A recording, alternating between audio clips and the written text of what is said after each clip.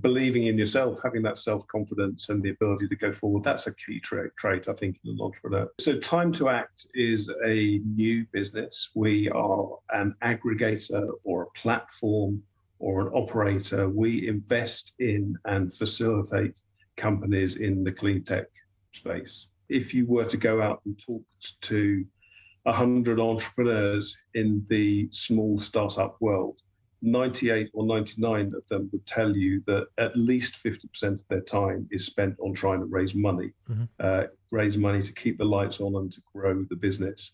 When the entrepreneurs, the scientists, the technologists, the boffins, they should be driving these businesses forward and not having to look over their shoulder constantly as to where the next pound of money of financing is coming from. And so that's a very important part of our platform, is that we provide the route into that finance. With a venture capital or a private equity business, the moment that they buy into and invest into a business, that business is effectively for sale, whether it's tomorrow or at the end of an investment horizon period. We are permanent capital. We're very, very patient capital. We would like to be permanent capital.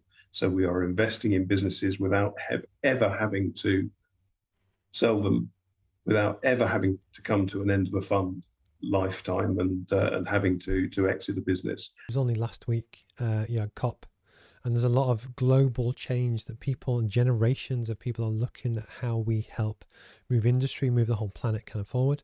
What you have is what I describe as a heavyweight board of directors helping SMEs punch above their weight.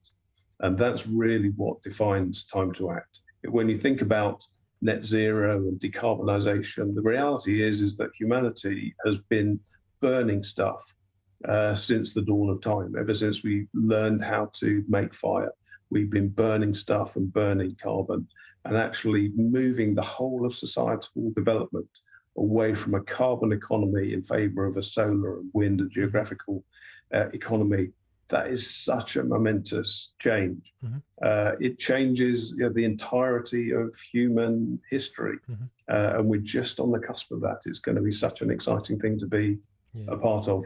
So liabilities tend to come with bigger, older, more established businesses. So you've got people liabilities, you've got rent liabilities, lease liabilities, but just checking on what can possibly go wrong is a key part of being successful in the way that I work. I think you can walk into a restaurant and flash your gold Amex card and you're only ever going to end up looking like a fool. Just be yourself. Do something that you know, that you like and that you understand, and don't be persuaded by the love of money and the love to flash money around. There's nothing smart in being flashy and buying the most expensive bottle of wine on the wine list. Do one thing every day that makes a difference.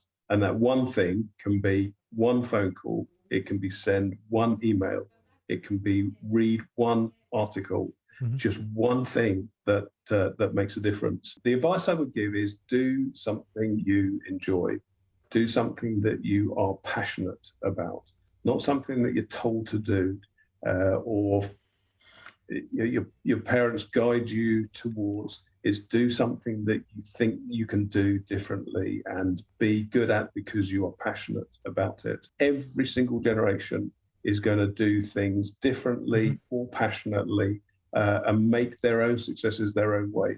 So what I was trying to say there is that I don't worry about the fact that all of our kids find it difficult to get onto the housing ladder. All of our kids are going to find it difficult to finance their way in life.